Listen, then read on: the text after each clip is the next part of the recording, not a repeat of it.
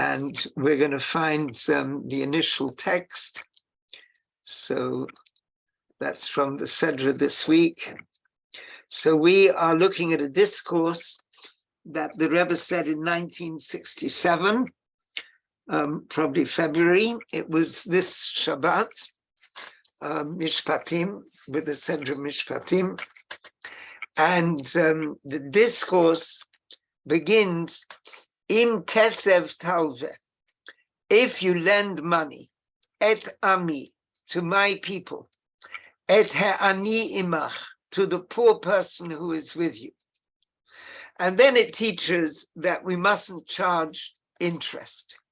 So the verse continues, you shouldn't charge interest, you have to give interest-free loans. And of course, this is an important part of Jewish life.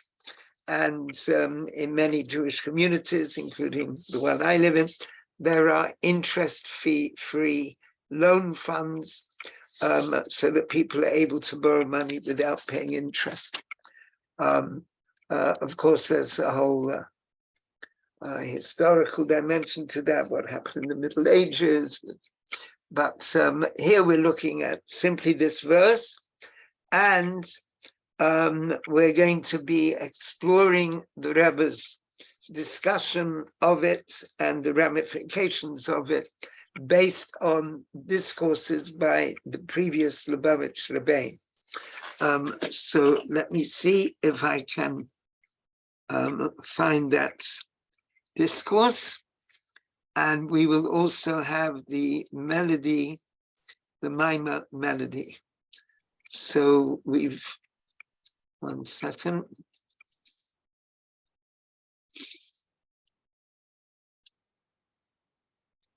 Oops. I have something here.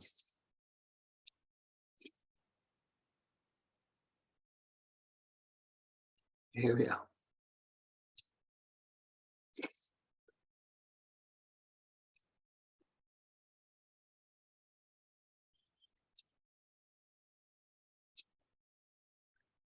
So the Maimah melody with my somewhat hoarse voice. Oh ya yam ba ya ya yom ba boom. Oh yam ba dam bo ya yom. Hayam ba ya ya ya yo ya yom. Hayam ba ya yam ba yom ba hom. Hayam ba yam ba yom. Hayam ba yam ba yom. Hayidamba, hayidamba, ho. Hayidambam, hayidambam, ho, ya, ya, yo, ya, yom. Oh, ya, ya, ya, ya, yam, bam. Oh, ya, ya, ya, yam, bam, bam. Oh, ya, dam, ba, dam, ba, da, dam, bam. Oh, oh, ya, ya, ya, ya, dam, bam, bam. Ya, ya, ya, dam, bam, bam. Oh, ya, ya, ya, yam, bam, bam, bam, bam. Oh, ya, yam, ba, yo. Oh, ya, dam, ba, yo. Ha, ya, dam, ba, ho, ya, yam, ba, ho. Ya, ya, ya, dam, bam. Oh, ya, ya, ya, da, da, dam. Oh, right. Lovely greetings, Sam and Chesed and Nicole and Rivka. Hi. And Sarah Berman. Yeah, that's lovely. And Jeremy, lovely seeing you. Tali, yeah, thanks. Very nice. And Eve, yeah. Okay, right. So let's make this a little bit bigger. Here we are. Right, now this is a very beautiful discourse, which in a way it could be defined as being about the direction of spirituality. Is spirituality leaving the world, going to an upper spiritual realm, or is it bringing and creating holiness within the world. And so it begins with this verse, Im kesef talve et ami et ani imach. It's a verse about lending money to the poor. In other words, being kind, doing acts of kindness. So the act of kindness, the theme of this discourse is that it's the act of kindness which is the real goal. And that act of kindness, there may be all kinds of other dimensions in Jewish teaching as well, such as the bringing of offerings in the temple, which is a very, very sacred activity. But nonetheless, the goal are the acts of kindness. And it reinterprets these words. Im kesef talve, if you lend money, et ami. Now, et ami means to my people, meaning to the poor people. But the Midrash says, if you do that, then at imi, you will be with me, God says. If you do acts of kindness, you will be with me, and says God. And that is the real theme of the discourse. So in order to explore this, we're going to go step by step. Umavaya Admur Maharash. Now, Reb Shmuel, who was the fourth Lubavitcher Rebbe, living in the actually 1867, was when he said the discourse, which we're going to be discussing, and that was in the first year of his being Rebbe. His father passed away 1866. That's the third Lubavitcher Rebbe. Then Reb Shmuel became the fourth Lubavitcher Rebbe in Lubavitch. And so he explains in a discourse that he said in 1867, 100 years before the Rebbe's discourse that we're now studying, which was said in 1967, the tzarich lahavin, we have to understand, what does it mean, et ami, et ani amoch? What does it mean, this double expression? If you should lend money to my people, to the poor person with you. We should have thought it should just say, if you're lending money, lend it to the poor person who is with you. Why does it have this extra phrase, et ami, my people? Which eventually it's going to get reinterpreted at the very end of the discourse to at imi, you are with me. Sorry, Dr. Loewenthal. The page doesn't seem to change. I mean, I cannot see the text myself. I don't know about others. You can't see the text? I see just the harapi and that's it, and it doesn't move any further. So maybe if others are okay, that's fine. One second. What can you see, Rivka? Oh, I see. I understand why. Thank you for pointing that out. It means I forgot to stop sharing and begin sharing with something else. So let's thank you very much, Rivka. Lo abaishan lamed. You have to be able to interrupt in order to study. Right, now, can you see it now, the discourse? Yes, you can see. Beautiful. Right. Thank you. Thank you very, very much for pointing that out. Umamshich b'maima. Now it continues. So now we're on little paragraph 2. We've gone through this brief first paragraph, which presents this text, the verse, if you lend money to my people, to the poor people with you, and it asks the question, why does it say to my people, to the poor people with you? It could have just said, lend money to the poor people with you. And the fourth Lubavitcher Rebbe, Reb Shmuel, called the Maharash, continues with the discourse. That in order to understand this, we have to understand the teaching of the sages. The world stands on three things. Ala Torah, on Torah, V'al ha'avodah, and on service, which generally means the service in the temple, V'al gmilut chasadim, and on kindness. So there are three basic elements: Torah study, the service in the temple, and kindness, acts of kindness. Now, the avodah, when it says avodah, service, hu b'chinat avodat hakorbanot, that means, the simple meaning of that is the service of the offerings in the temple, right? So there's the temple in Jerusalem. Every day would be offered an offering in the morning and an offering in the afternoon on behalf of the entire Jewish people. On Sabbaths and festivals and Rosh Chodesh, there would be offered musaf, an additional offering.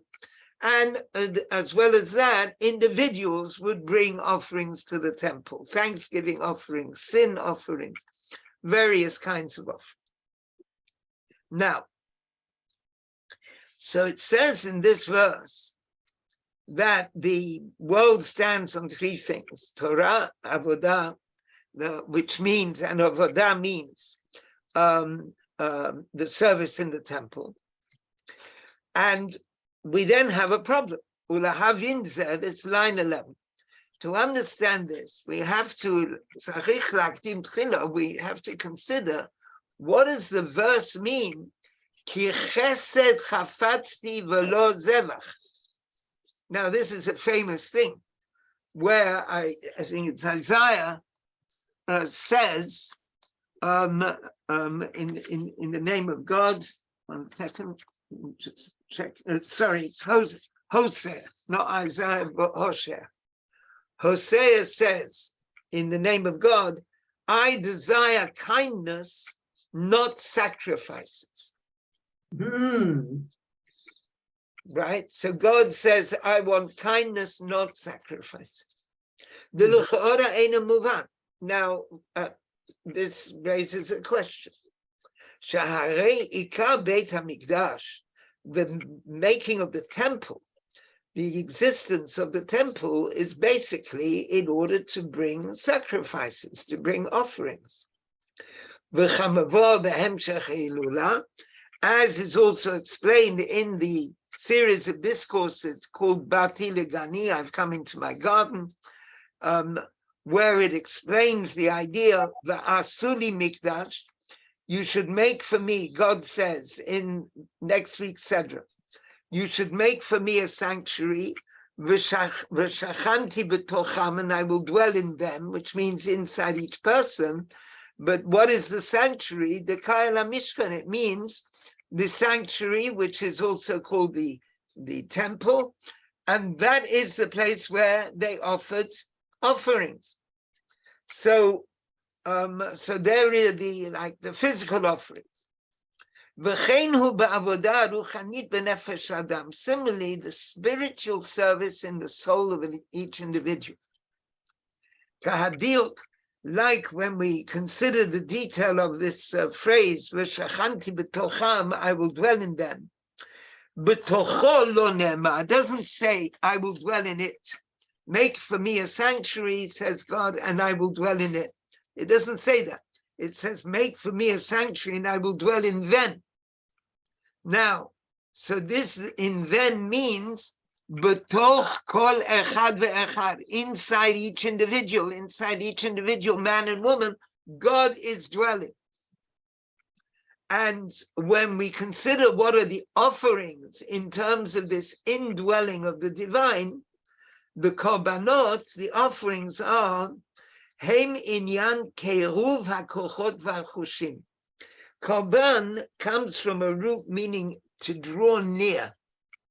And this means drawing near all our powers and senses to the divine.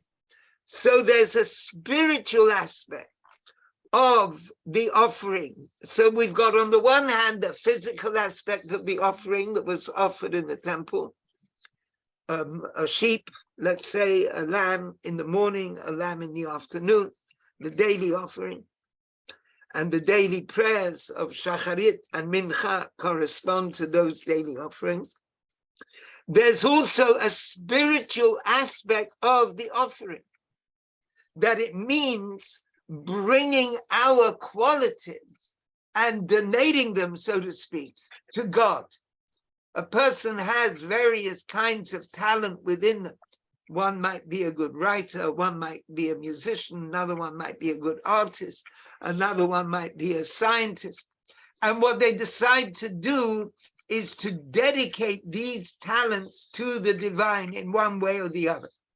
And part of the creativity of Judaism in the contemporary world is precisely the way we find all kinds of different routes in which to dedicate and devote ourselves to the divine with all our different skills and talents. And that's also called a korban. That's also called an offering. And whichever kind of offering it is, whether we're talking about a physical lamb on the altar and the lamb is slaughtered and its blood is sprinkled on the altar and then the animal is washed and it's clean and it's cut into pieces and it's put on the altar and it's burnt, whether it's that kind of offering or whether it's the kind of offering that a person is a brilliant artist or musician and uses that talent that they have within them in order to relate to intimately, to connect with the divine. Nonetheless, now and whichever kind of devotion it is, just different types of devotion. This devotion, it says in the Zohar, V'raza de kurbana, the secret of the offering, Ole ad raza de ein sof, rises to the secret of the infinite. In other words, rises higher and higher and higher because the infinite has no limit. So if that's the case, and if offerings, korbanot, are so important, whether it's the literal offering, the lamb on the altar, or whether it's the psychological or the personal offering of the talent and the skill that the person has, the imkain, if so, how can the verse say in Hosea, Ki chesed chafatzti v'lo zevach, I want kindness, not sacrifices. So in other words, whether it's the physical lamb or the skill, the great skill that the person has, and there's something really special, they're unique, it's wonderful, they write or paint brilliantly, they are brilliant scientists. But further than that, higher than that, is chesed, kindness. And so here we're looking at the question of what are the chief endeavors in life.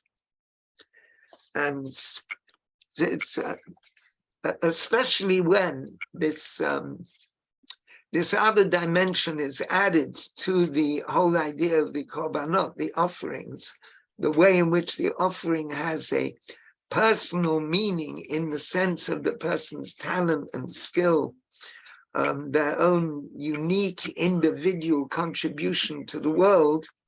And even however precious that is, there's also the dimension of kindness. And what Hosea is saying, more important than the offering is kindness.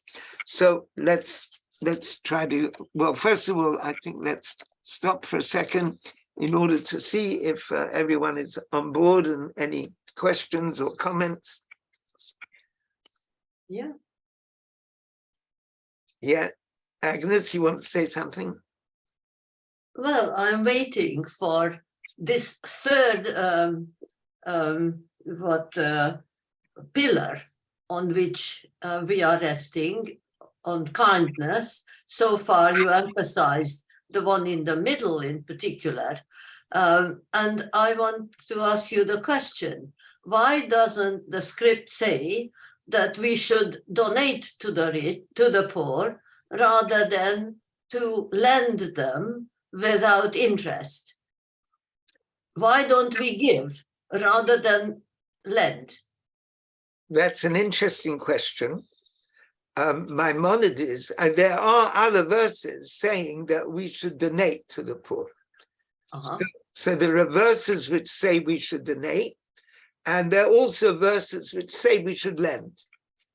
Now, Maimonides, the Rambam, goes through a list of 8 different levels of charity.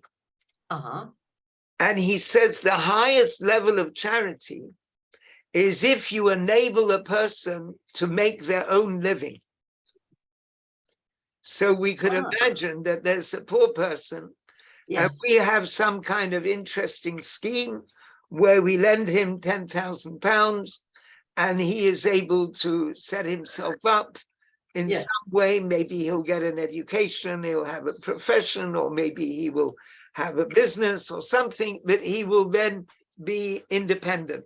So better than giving charity is creating a means whereby the person himself or herself can support themselves.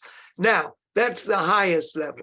Then there are lower levels, and the poor person who needs to be given money for food and clothing and so on, also one should do that as well. But I could understand it in that context.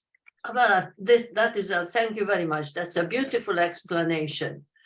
Thank you. The one that you quoted from Rambam. Thank you. Thank you. Any other Tali, Yes. I was going to say the other reason why you should donate, lend instead of give is because for the person to be able to pay that person back gives that person a sense of self-esteem and independence and self-worth. Right. Yeah, that's a good point. It is also mentioned with kindness. Yeah, hold on. Go on. It's also mentioned that lending is something that one can do not only for the poor, but also for the rich, because sometimes a rich person is in a situation he needs to borrow money, and you lend to the rich person, and so you're helping him out in that way. Okay. I wanted to ask with kindness, chesed, and are there different levels of kindness, like there are different levels of charity? Well, I mean, charity is kindness, and describing different levels of charity is like saying there are different levels of kindness. Of course, there are other forms of kindness as well. So there are many forms of kindness. Thank you. Right.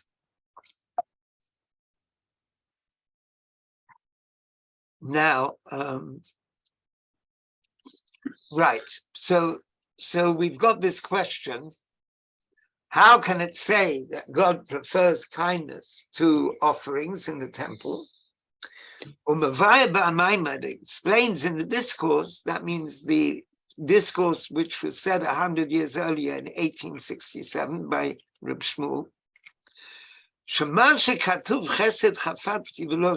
When it says, I prefer kindness and not offerings, that means, what is it, the main thing that God wants? When it says he wants kindness, that is the inner aspect of the desire of God. That means the main desire.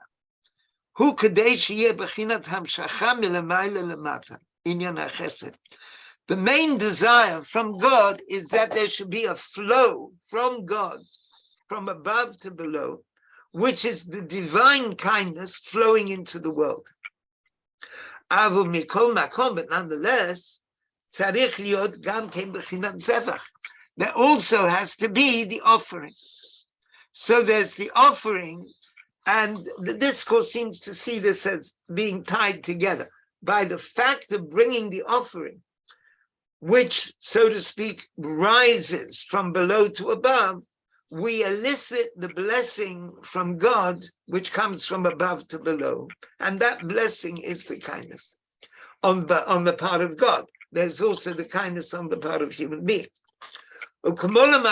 So here we have the idea of the inner aspect of the will and the outer aspect of the will. For example, a person wants to travel to a certain place, and he or she has got a purpose why they're going. Let's say they're a businessman, they want to go to this place in order to get a certain kind of goods that you can't get anywhere else. He wants to travel there. That's not the real purpose of what he's doing. The main purpose, it's the business that he's going to be conducting. When he gets to this place, he's going to get a certain kind of goods. Then he's going to bring it back here, and then he's going to sell it here, and he'll make some kind of profit on the whole thing. So that's what he wants, so that he and his family will be able to live. If there wasn't this possibility of doing business, of buying something in that distant place and selling it here, at a profit, he wouldn't travel to that place. He doesn't want to go to that place just as a tourist. He's going there because he's got a certain purpose. Because of the purpose in this business deal that he's able to carry out, so therefore he wants the journey. Because without the journey, he won't be able to carry out that business deal. So now the Rebbe applies this simple to understand pattern of what is the outer will and what is the inner will. The outer will is he wants to go on the journey, so he goes to the train station, he gets on the train, so he's traveling. But the inner will is the whole purpose of why he's traveling. Obviously, you can put different things in the metaphor. You know, he's going to a certain place because there's a library there, and he wants to read a certain book because he wants to learn about something. And so you can put whatever possibilities in the mixture. But the main thing is that we do action A because we want action or result B. And action A is only the external part, and action or result B is the real purpose. Now that is what he then applies to this verse about the offering. Line 13. Now that's also what this verse says. God says, I want kindness and not the offerings. That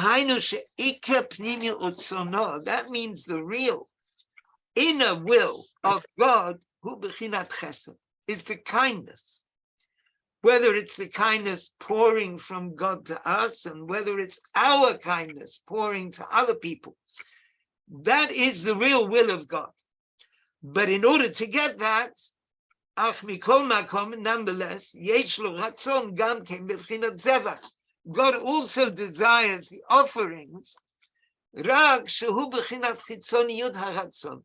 The thing is that bringing the offering is the external aspect of the will.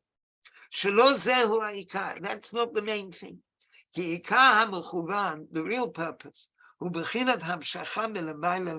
is the flow from above to below. Because God desired that he should have a dwelling in the lower world.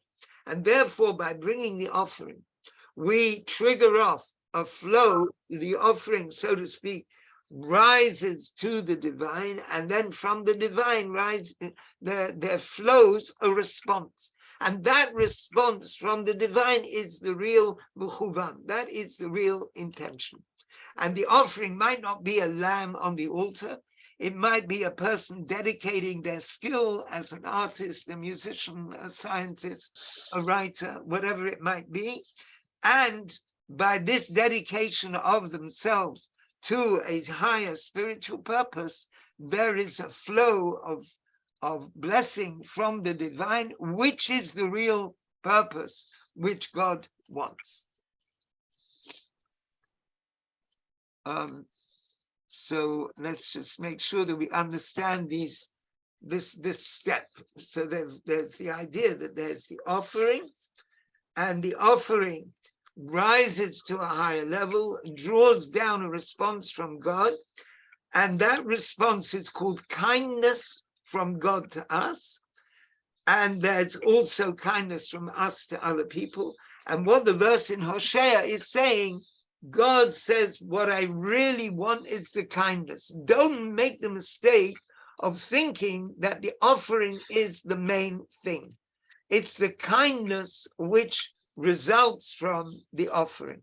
That is the main thing.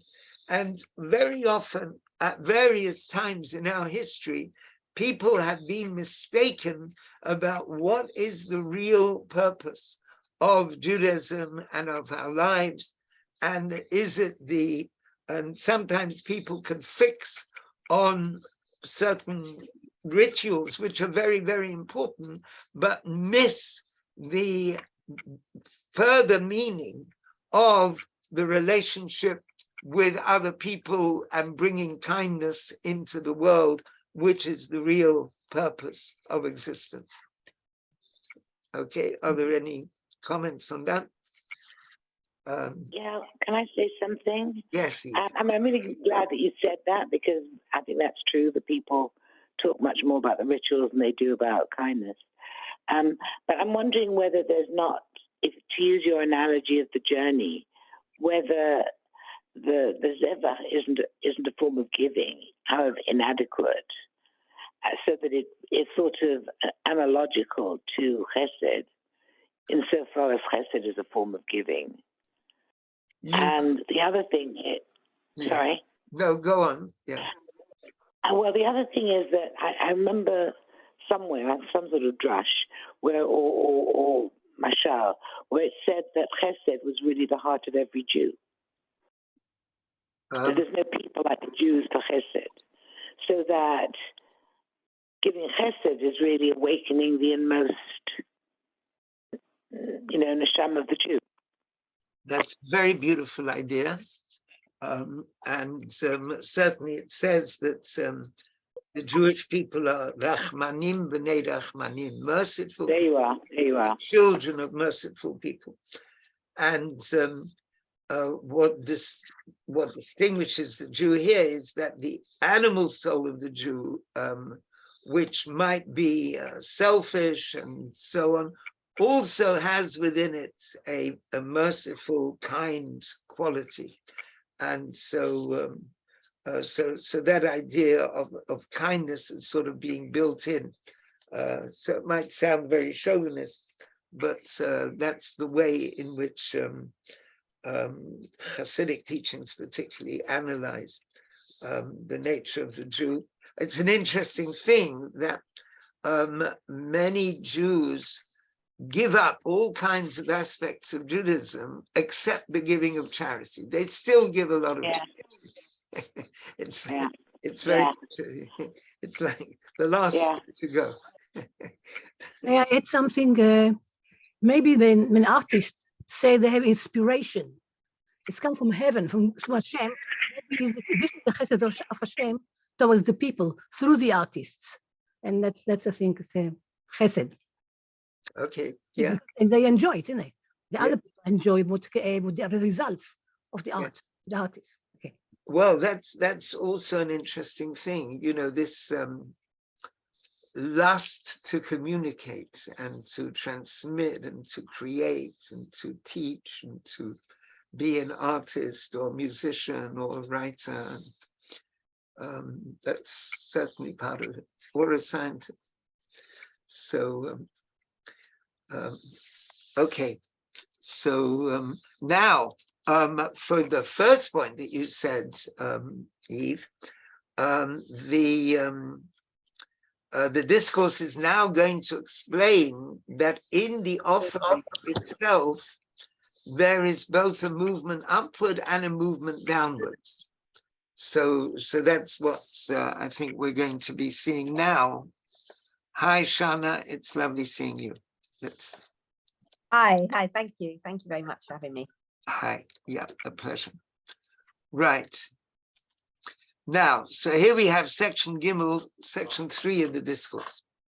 Ola ha'ir, and just to make the point, she'ena kavana she'inyan hazevach, this doesn't mean that the sacrifice hu rak ha'ala'a milamata l'mayla, it's just a going up from below to above.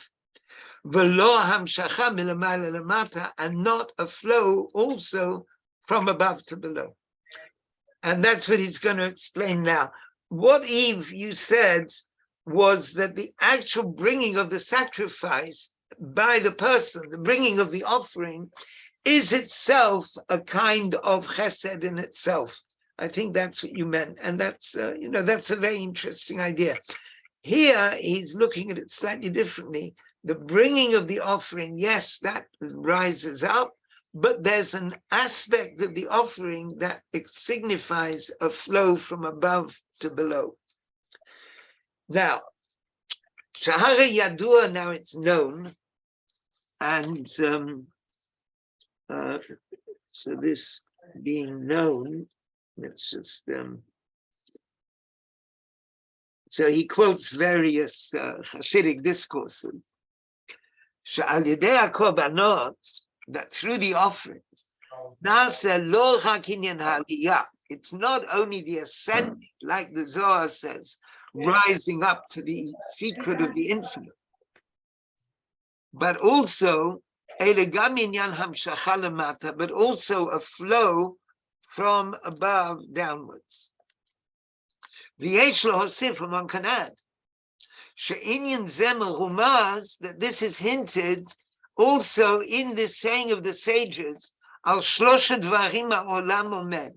The world stands on three things: on the Torah, on the service in the temple, and on kindness. Hainu shigam kava avodah, which means also the line of service, that pillar, as it were, and which normally we think of as rising up from below to above. It's called a pillar. Sha'alav ha'olam omed, on which the world stands. The world is supported by this pillar of service. And that is like a metaphor, like you would imagine, a house. A house, she'omed al shlosha amudim. Imagine a house on stilts, like they have in some parts of the world, and the house is standing on three pillars. V'kevan shezer mashal shel Torah, and since it's a Torah metaphor, shemeduyak b'chol ha'pchatim, we can take seriously all the details of the metaphor.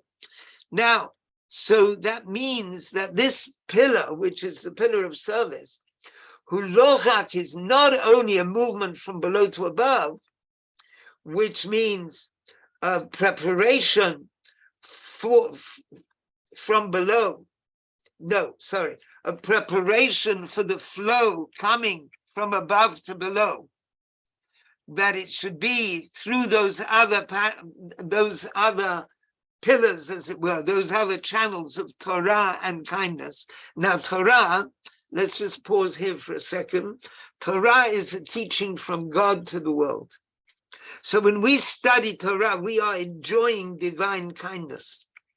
These are the kindness of God that he shares, these deep spiritual dimensions which are expressed in the Torah.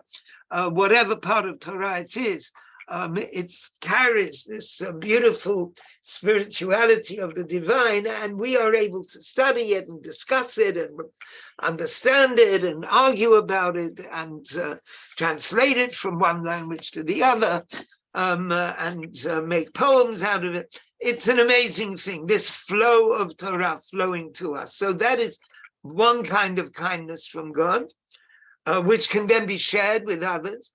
And the other kind of kindness is keeping us alive and giving us sustenance and making crops grow in the fields and the air that we can breathe. So all these are two lines of divine kindness coming to us. And so then in the middle, so to speak, we have the offering, which rises up. So the point is that the only thing that the offering does? Ela, line 10, at the end of the line. Ela yesh bo gam inyan hamshacha lamata. The offerings also have a flow downwards. Shelachein nikcha b'shem amud. Now, in this image of a house on 3 pillars, and we're saying that one of the pillars are the offerings in the temple.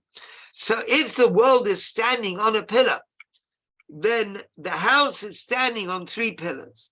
So that pillar is something which is here in this world. So it's not just, the offering isn't just something which enables us to fly away in a very spiritual way. It's something which helps us be here in the world and be anchored in the world and to stand securely on the pillar. So that's the thing about the offerings. The main part of the offering, the main aspect of the offering is rising from below to above. And then it quotes in the discourse. So there is the idea of saying the Shema in the morning. And generally, if people go to the synagogue, they go to the synagogue, men put on tefillin, and then they say the Shema at the right time. Now, very often, they don't manage to get to the synagogue early enough. There's a time when you have to complete the Shema. Like today, it's something like 9:42 in London. So according to Rabbi Shmuel Zalman, there's also an earlier time that many people keep, about half an hour earlier. So there's this idea of saying the Shema before, now, today, something like 9:42. So because they may not get to the synagogue in time, the synagogue service might start later or something like that. So they say the Shema at home before they go to the synagogue, which is the right thing to do. Now, should they put on tefillin when they say this Shema at home? Should they have a pair of tefillin at home for them to say the Shema? So there's some people who feel that they should, and what supports them is a saying in the Talmud: anyone who says the Shema without tefillin, it's as if he brought a sacrifice without the flour offering, or another kind of sacrifice without the wine offering and the oil, the olive oil offering. Because the saying of the Shema is rising up, and tefillin is a flow coming down. So there's the Shema going up and tefillin drawing the radiance down. That's a very interesting way of understanding and thinking about tefillin. When a man puts on tefillin, there's a radiance which is flowing down into him and into the world. So that's also the difference between the sacrifices, the lamb which is put on the altar and is burned, which, so to speak, rises upwards, and the flour offering, the wine offering, the olive oil offering, which they are, as it were, bringing something down. So that's happening at the same moment. You have some aspect which goes up and another aspect which comes down. So therefore, even though the offerings themselves have this quality of movement from above to below, as just described, nonetheless, the main nature of the offerings is the rising up rather than the libations which are flowing downwards. Since the main aspect of the offerings is rising up, so we can understand that the flow that comes from the offerings is not like the flow which comes about through Torah and kindness. So when we study Torah, we are drawing a flow into the world. And when we do kindness, we are expressing and drawing a flow down into the world.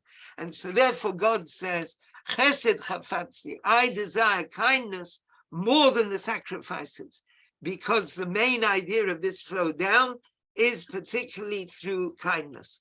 Even though the sacrifice is important, and especially if we're talking about a person devoting their talents in a positive way, that's also important, having a life, beruf, a métier, having a vocation, where they're an artist, they're a musician, they're a writer.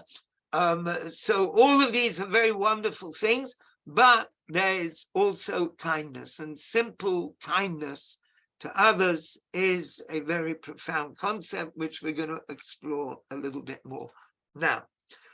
But before we launch into that in section Dalet, let's just stop and see if everyone is okay with what we've where we are at the moment.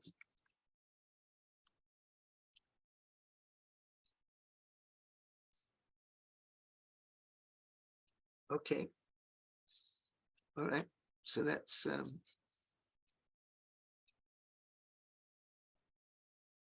right. So section 4. So the discourse continues, explaining the significance of kindness. Now, about this kindness, we have another very interesting verse that God says, Ki amati olam chesed yibaneh. God says, I said the world is built through kindness. And there are two explanations of what this verse means. The first one is that the main aspect of the creation of the world was because of God's desire for kindness. Because thus it arose in the divine will, because it is the nature of good to do good. In other words, God created the world in order that he should be able to express his goodness. It's one of the ways of understanding what was the purpose for the creation of the world. And so one of the ways of understanding it, it's in order for God to express his goodness, and so he creates the world with us in the world, and then God is able to be good to us and thus express his goodness. Obviously, this raises all kinds of questions, what happens when things are not going well, but let's leave that for the moment and just understand this within the limits of the discourse at this moment, that one aspect of kindness in terms of the existence of the world is God's desire to do kindness. And the second way of understanding kindness in relation to the existence of the world, Ki olam hu lashon zman. The word olam in Hebrew means world, but it also has a different meaning, which means time. Lo'olam, for example, means forever. So the word olam, on the one hand, it means world, like the physical world, and it could mean the universe, or it could mean the planet Earth. But also, it can mean time. And v'hainu shel olam tzarich lamshich b'chinat chesed. So we are, in a sense, reinterpreting this verse as to mean that olam chesed yibaneh, you always need a flow of kindness. So the word olam here comes to mean always. It's a word about time, like you could say lo olam, forever. So forever, kindness is needed. Now, what does that mean? V'zeh chesed yibaneh. Through kindness, the world is built. Shetzarich livnot b'chinat hachesed.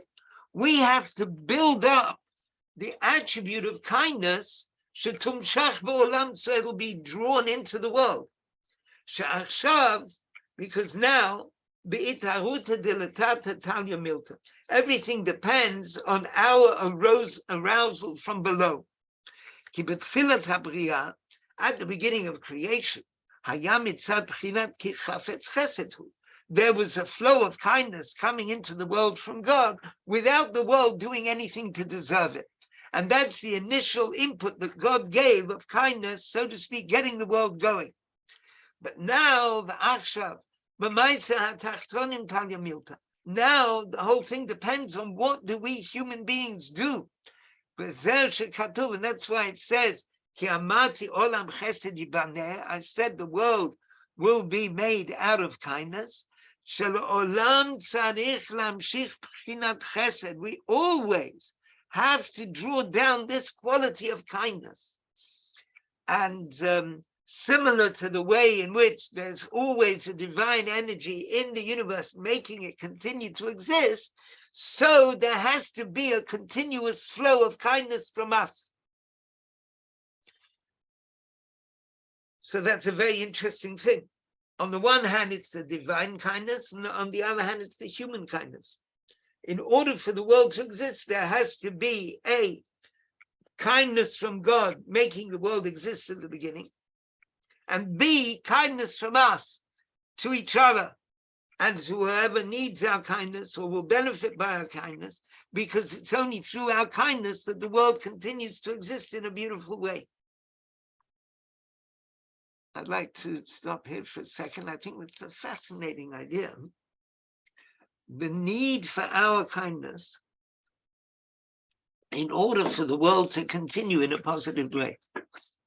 So here, man and woman together are made, as it were, parties to creation, together with God. And the way in which they help everything move on is by being kind. A very striking concept. It's our human kindness, which has an important ingredient in the whole chemistry of the universe. And our kindness is something crucial. Would anyone like to comment on that? I suppose this kindness could be interpreted as growth as well. What would you say? That makes sense. Yes, Gloria. Growth. Kindness is, yes, yes, a sense of growing. Yes, that does make sense. Also, you can say the kindness from Hashem is also going on and on all the time. It's not just in the beginning, but it's forever. Right. It gets breath and all, Right, right. So there's a web of kindness, which we are somehow involved in. There's kindness from God, kindness from us, and worldwide kindness. That's a very significant concept. Okay, let's go back. Now the thing is that if you say that one explanation of this verse, the world is built by kindness, one explanation is the divine kindness before the world came into being properly, before the giving of the Torah, the divine kindness just keeping everything going. And then there's this human kindness that we've just described, which is a very intense thing of people being very dedicated and helping each other in the right way. So Umavai Bar Maimed explains in that discourse that these two aspects, these two kinds of kindness, the way they are in the individual service of the divine. There's an arousal from above, a divine arousal. Which comes as a result of the arousal from below. We are aroused below. We decide, you know what, I'm so excited. I want to do something special. I'm going to pray a little bit more. I'm going to learn Torah a little bit more. I'm going to give more charity. I'm going to do something more. As a result, we bring onto us a kind of divine response. So there's one kind of divine response that depends on our human behavior. This is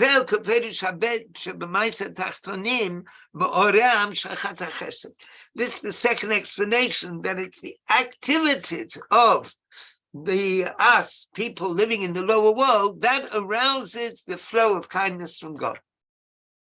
Now, there's also another level of arousal from God. There's another kind of flow from God, mitzad atzma, that comes just by itself. Which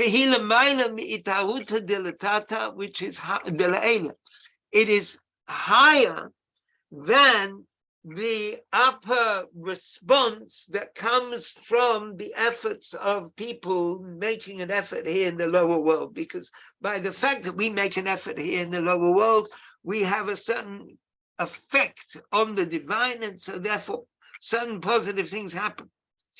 But there's also a level which goes completely beyond that. So Zehu Kaperush Harishon. That's like the first explanation. She'ikar B'riat ha'olam, that the main thing about the creation of the world, Hayta mitzad ki chafetz chesed, who comes because of God's desire for kindness. In other words, free, without anyone having done anything to earn that kindness.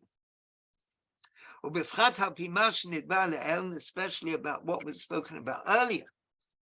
I think before this discourse, when we say that God desires kindness, we're talking about a very exalted aspect of the divine. The way that we normally think of the divine is one. Hear, O Israel, the Lord our God, the Lord is one. So in the Shema prayer, there is this idea of the oneness of God. But there's another term for oneness, and another extreme, if you like, of oneness, which is the word yachid. Echad means one, and yachid means only one, unique. And that's higher than the number one. And it's certainly higher than the term kadmon. Now, kadmon means original. Like God is kadmon l'chol davar, it says in Yigdal. God comes before everything. So higher than that kadmon, that idea of being original, there is the idea of God being yachid, the only one. And that's why the sages said, Ad shalom nivra olam, before the world was created, shekol gam ad shenetzal atzilut ha'elyon, that means before the world of Atzilut was created, and all the other things, all the other different dimensions of existence, the spiritual dimensions. So higher and higher and higher. I'll just translate this. That means higher than all the worlds, the Atzilut, emanation, creation, formation, action, higher than all those worlds. That is this dimension of the divine. And what is that dimension? Hayahu ushmo bilvad. God and his name were alone. And so there's this idea of this divine loneliness, as it were, uniqueness and solitary quality. That is a very, very powerful thing. And so, Shahaperish B'zeh, line 12, what this means is, not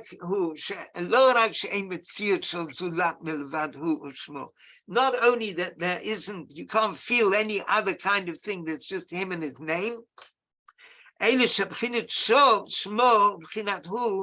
when we speak about God's name and him using the third person for God, they're in a way of alone, just alone, not disturbed by anything else. And this is a very exalted level. Higher than him and his name in themselves, there's him and his name alone. And from this we can understand that this is something very exalted, which can't be drawn down, not by an arousal from below, which does have a certain effect above, but here we're talking about something beyond that effect. Omnam, however, mitzad ha'inyan dechir chafetz chesed hu, when we're talking about the idea that God desires kindness, alav b'ritzono, it arose in God's will. She'itaruta delatata, that the arousal from below, tifal, will have an effect. Lahamshich prinat itaruta dele'ela, to draw down an exalted upper level of arousal, mimakom gavoa, from a very high level. Shemitzad atzmo, that in itself, hu lemaila mikadei sheyuchal liyot bo itaruta delatata shel hanivraim, from a level so high that the arousal, however pure it is, coming from the created things here below, will not reach that level. So in other words, what it's describing here, let's stop sharing for a minute. So what it's describing here is the way that there is an aspect of the divine relationship to the world which is completely beyond our reach. And nonetheless, by the fact that we do good things, we do acts of kindness, and we link together, in all kinds of different ways, we make a situation where that flow might take place. So we can't directly reach it. And in fact, the divine plants, God plants into existence some kind of interrelationship that our kindness provokes the connection with the divine. So it's really something very exalted. And even if the flow from God coming from above to below is completely beyond the world, that means cannot be triggered by anything that we do in the world, nonetheless, God is able to make some kind of connection, even though it's beyond our reasoning, how, so that there are what the kindness that we do does link with the kindness that comes from the Holy One. Blessed be He. Okay, now this might be have been a little bit confusing. Do we understand clearly, or at least a little bit, what is being said here? Yeah, is everyone okay with this? Yeah, okay. Now we're going to look a little bit further.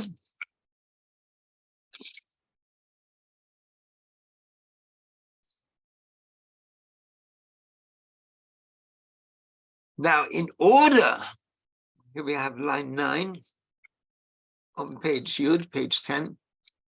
In order to achieve this flow of kindness through the service of us human beings here in the world, we have to have a kind of service which is a bit like what we're trying to trigger, not trigger off. And that means the idea that we give charity, give kindness to a poor person who has nothing of his own, we are doing something significant which has a kind of mirror effect above.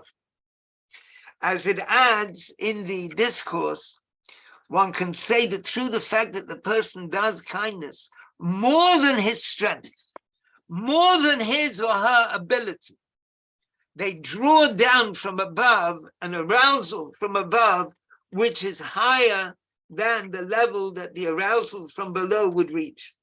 So if we talk about where the arousal from below can reach and the effect it has, that's like the strength of a person. But then we're talking, then it tells us about a love which is completely higher, completely beyond that strength. And nonetheless, we try to be kind on that level as well. And that can be compared, it's line 17, as explained in a number of places discussing Chabad Hasidic teaching, the love which is beyond all limits. Now in love, there are also different levels, right? We've seen from Maimonides, there are different levels of charity. And in general, there are different levels of positive behavior, of kindness. And then we have the idea that in love of the divine, there are different levels. So it says in the Shema, you should love the Lord your God, b'chol levavecha, with all your heart, u'b'chol nafshecha, and with all your soul, or your life, u'b'chol moedecha, and with all your might. And one can find explanations of this, that with all your might, it's going to a supremely higher level. And so it's this level of all your might, this is what draws down this very high level from above. There's a very exalted level of response from above. And even though the love that the person has for the divine is only on that level of b'chol modecha, with all your might, and it's ma'od shalcha, your quality of what is the most that you can achieve. And for each one of us, it's ma'od shalcha, it's our special quality, which we can achieve, which we can give over to God. Shehi b'hagbala, and our special quality is limited. We're limited human beings. How much can we love? How much can we do? How much can we dedicate ourselves? There's always some kind of limitation. And so nonetheless, So we can have a situation that for that individual, that is the infinite, that is limitless as regards that individual. For another person, it's not limitless, it's finite. But for that person, but for one person, this is a limitless situation. And so that limitless situation has tremendous power. Similarly with kindness, with tzedakah, giving charity and giving kindness, when a person goes beyond his comfort zone, as they say in English, he goes beyond his comfort zone in being kind and giving charity. He draws down from above also a quality that in itself is beyond any reach of the arousal from below. He draws down from above a very exalted level. Now comes a further discussion. The Rebbe says here, if the whole thing is something which is really higher than the offerings, than the korbanot, and we find that when they were in the land of Israel with the temple, there was something which was higher, and this is so very great. How is it, therefore, that the central way in which people think about the temple service and the service of the sanctuary when they were in the desert, they think about it in terms of the offerings, not in terms of the kindness which is somehow generated by the offering? So there's a complicated rationale over here that since the offerings cause the kindness, because the offering flows to God, so to speak, and sets off a trigger of kindness, a flow of kindness, the thing that is causing that thing, if A causes B, there's some kind of special quality that A has in relation to B. And so therefore, the fact of the offerings, because they result in kindness, in other words, divine kindness flowing from above to below, that gives the offerings themselves a special connection with its whole idea of kindness. I think that's a reasonable way of assessing this connection. And then it explores the three festivals. Well, this is a further section of this discourse. He talks about the three festivals and the three patriarchs, Abraham, Isaac, and Jacob. And Abraham relates to Pesach, because there's a tradition that when the angels came to visit him and Sarah, it was Pesach, and in some sense they were keeping Pesach. How did they keep Pesach? Before the Jews were in Egypt and the Jews went out of Egypt, and when we went out of Egypt, we celebrate Pesach. Okay, so that's another discussion, but there is this idea that Abraham was keeping Pesach. And then we have the idea of Sukkot, because Jacob made Sukkot. He made booths in which to keep his cattle. So Jacob represents Sukkot. And then there's Isaac, who's offered on the altar, and there's a ram offered instead. That ram represents the shofar of Rosh Hashanah. So the shofar of Rosh Hashanah, and also the shofar of the time of the giving of the Torah, because at the time of the giving of the Torah, but there was also a shofar blown. So Yitzchak, Isaac, he is on the level of severity, of rising upward. As it says, there's a saying of the sages, the ashes of Isaac are there on this sort of heavenly altar all the time. And that's the offerings. Now, Chag HaShavuot, the festival of Shavuot, which commemorates the getting of the Torah, that represents a flow from above to below. And that's the opposite of the flow from below to above. And so, since we've got this idea that there's a flow coming down, which is set off by a flow going up, so we have also in whatever movement it is, whatever kind of movement, we've got the idea, the goal that there should be a revelation below.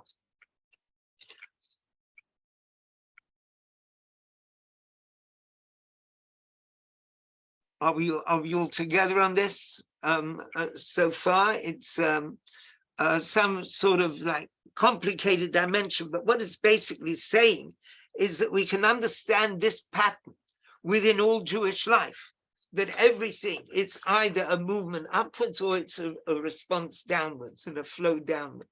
And we can experience our prayers, Shabbat, everything in terms of a mingling of these two concepts of a dedication to the divine and a step upwards to the divine with some kind of corresponding effect. And that corresponding effect then can fuel various aspects of our daily lives as Jews. So we're all the time in this sort of web of kindness, where it's either a move from us towards the divine or a flow from the divine to us. And included in that is also the kindness that we do to other human beings. So we're in this fascinating continuum of kindness, right? It's a continuum of kindness, kindness from the divine, kindness from us, kindness from others that we recognize, that we show gratitude to.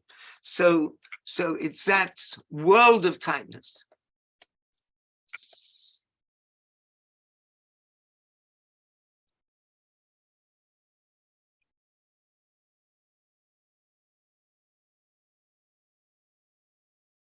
Now, in the personal spiritual service of the individual, it explains in various Hasidic discourses that there's the idea of a person reaching upwards to the divine, and the idea, the important connected idea, they have to be able to come back as well.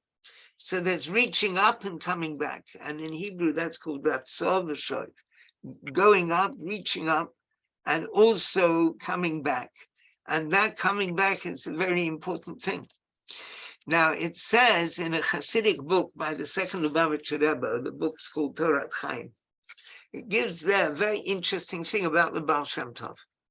Rabbi Israel Baal Shem Tov was the founder of Hasidism, and he was absolutely a very remarkable person. One of his great special spiritual qualities that he was able to have an ascent of the soul. His soul could leave him, so to speak, and ascend to higher worlds, and he was able to see all kinds of things. So in Torah Chaim, it makes the comment that the Baal Shem Tov prayed earnestly, and in fact fasted several times, because what he wanted was that even at the time that his soul is experiencing this tremendous journey, this journey upwards into spiritual worlds, that he should still be able to have a presence down here below. And if someone asks a question, he should be able to answer them. So he wanted both things at once, right? Now, this actually, standing back for a moment, that is very typical of the Jewish mystical tradition, somehow, or even the halachic tradition, is that we get our cake and we eat it as well. So that's a fascinating thing, that there can be opposites in different ways, and the person is able to transcend everything, and there's the going up and the coming down. And what the Baal Shem Tov wanted, that even when he was in a very exalted spiritual state of rising up, he should also be able to give a coherent and meaningful answer to the person in this world who's asking him a question. So that is, now that's reported in Torah Chaim, which is by the Mittler Rebbe, by the second Lubavitcher Rebbe. We could say, possibly, although I didn't read this, it's just my suggestion, that we could say that about the Mittler Rebbe himself, because he would have very deep transports of the spirit, and the idea that he wanted to be able to be here in this world at the same time that he's in that transport of the spirit. So now we can come back to this verse, that if you lend money to my people, lending money to the ordinary, to the poor person among you, Now, and we made the point that these words in the middle, my people, seem to be redundant. Now it says in the Midrash that you can take the word et ami, my people. God said, if you lend money without interest, etc., you lend money in the right way, then at imi. Now, if you look here, it says et, but it should be at. I checked it in the Midrash itself. At imi, you are with me. So if you express this kindness, you, says God, you are with me. And with me is like it says in another verse, Ki imcha makol chaim, with you is the source of life. And that means the source of life, which gives life to everything, is with you, and it's secondary to you. And nonetheless, we are able to squeeze in there as well. And as it says, before God created the universe, there was him and his name alone. And that was something very special. It was the radiance which was still intermingled with the luminary. And by giving us, lending money to people, or doing acts of goodness and kindness to people, through this kindness and tzedakah, we draw down the source of life, which is with me, with God. And that's the note on which the discourse ends in a very beautiful way, that by us giving to others, and enabling them to give to each other, we are in some deep sense with the divine. Thank you.